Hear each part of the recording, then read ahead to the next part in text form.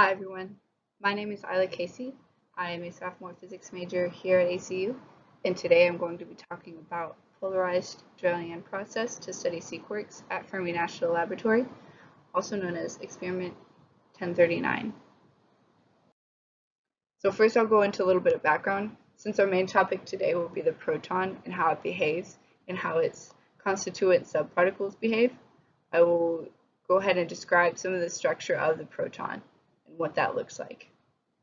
So the proton is made up of 3 valence quarks, 2 up, 1 down, which sum to a total of a spin up. And I will go more into what that means on the next slide.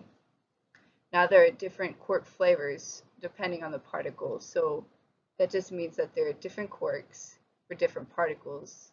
So for the quarks are going to be different for a proton than they might be for an electron or a neutron. Now, these quarks are held together by the gluons. So the gluons are the glue for the quarks. And the C quarks are what we are really interested in. Now the C quarks are just gluons that change in between quark-antiquark pairs and gluons. Now an antiquark is just what it sounds like. It's just the opposite of a quark. And they're a pair because they're opposite to each other, they are attracted to each other. So that's what we're really interested in, is what effect these C quarks may have on the proton. So I promised you on the last slide that I would explain what I mean by the spin of the proton. This is one of the harder concepts to grasp, at least it was for me. But basically, it's basically what it sounds like. Subparticles and particles have a spin, and they can either be spin up or spin down. So from what we understand, the spin does affect the angular momentum of a particle. And the angular momentum is just the momentum of the particle, so like its mass and its acceleration at an angle. So it's orbiting and it's turning and it has this momentum, and we call that angular momentum. So we want to look at how and if the spin of these subparticles are affecting the proton. Most particles have spin. Protons have a spin of 1/2, as well as electrons and neutrons. So now that we're finally past the background, we've looked at the structure of the proton and its constituent subparticles, and we've talked some about the spin and orbital angular momentum, or OAM. We can finally get to the actual experiment, SpinQuest, or E1039. For now, I will just refer to it as SpinQuest. So the main goals of SpinQuest are: 1, to measure the azimuthal spin asymmetry in dimuons created from the Drellian process. So of course, I will later on go more into what the Drellian process is. The azimuthal spin asymmetry, that is just referring to the asymmetry within the spin of the dimuons. So the dimuons are just a type of subparticle within the proton, and we want to look at why these spins are different than the proton, and if that is affecting it at all.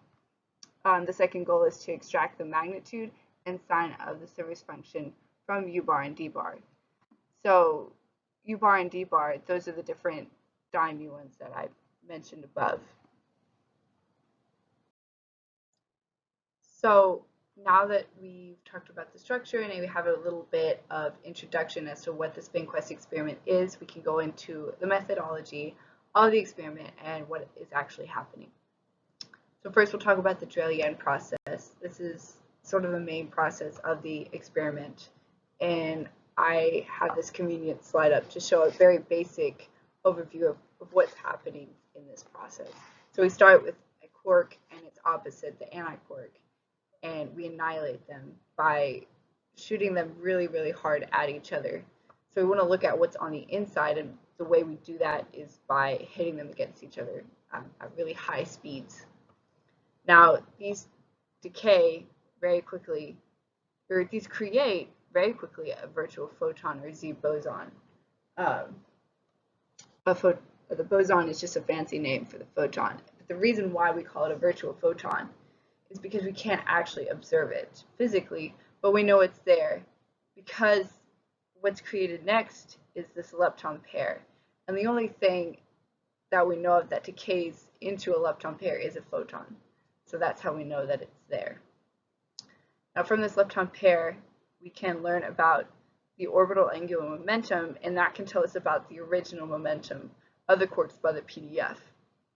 Now the PDF, or parton distribution function, describes the momentum of the partons from the collision. This information from the measurement can also be used universally for all future hadron collisions. Now on the mechanical side of it, we have the sort of new polarized target upgrade that was added to our experiment. And that's what this guy is right here, is our upgrade.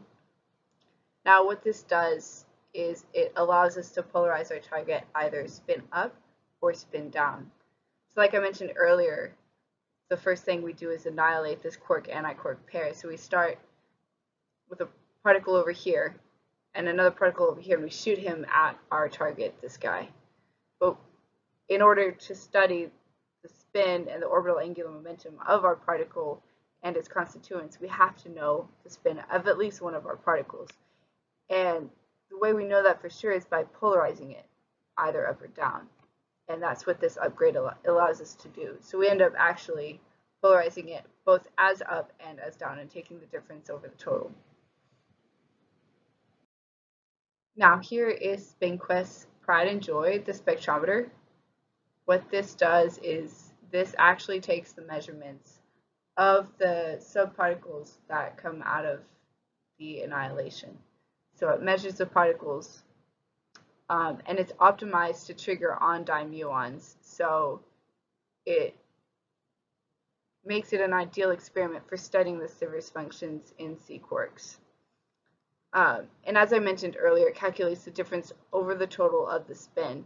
So we first set our target as spin up and then spin down and use this to measure. So this experiment was actually published in a Nature article just last month. And you can see that they addressed the asymmetry and the antimatter in the proton. So the antimatter is like the antiquark that we were talking about earlier.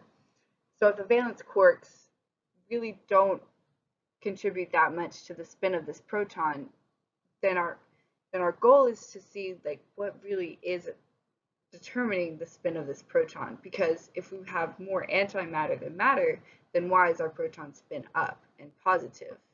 And that's really the whole goal here, and kind of what this Nature article is talking about. So now we're getting kind of into the math behind the whole process and the project and experiment. So the Sivers effect, in summary, is sort of the correlation between the transverse momentum of the quark and its respective proton spin. So the Sivers effect is actually what's going to let us calculate whether or not these C quarks and gluons, if their orbital angular momentum, so if they have orbit and they're orbiting this nucleus of the proton, is this actually affecting the spin of the proton? And from this image right here, it proposes a possible transverse momentum of the quarks inside a proton. So the transverse momentum is just a fancy way of saying how those are spinning and whether or not they're affecting the spin of our proton. So should the Sivers function turn out to be equal to 0, the spin of the proton and the transverse momentum of the C quarks might then be independent of each other. However, if it's non-zero, this will suggest that C quarks have orbital angular momentum, which may be one of the missing pieces to the proton spin puzzle. In other words, A non-zero surface function would be a smoking gun for non-zero C-quark orbital angular momentum, or OAM. So I won't go into a lot of detail here, but basically this graph was gathered from the Nature article mentioned earlier, and it's just describing kind of the expected results that we expect to see from this experiment and from this process.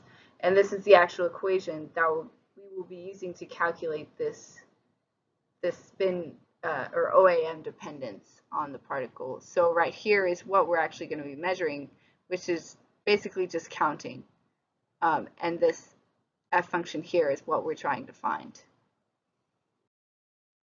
So in conclusion, kind of the basic summary of what SpinQuest is trying to do here is observe a quark-antiquark annihilation.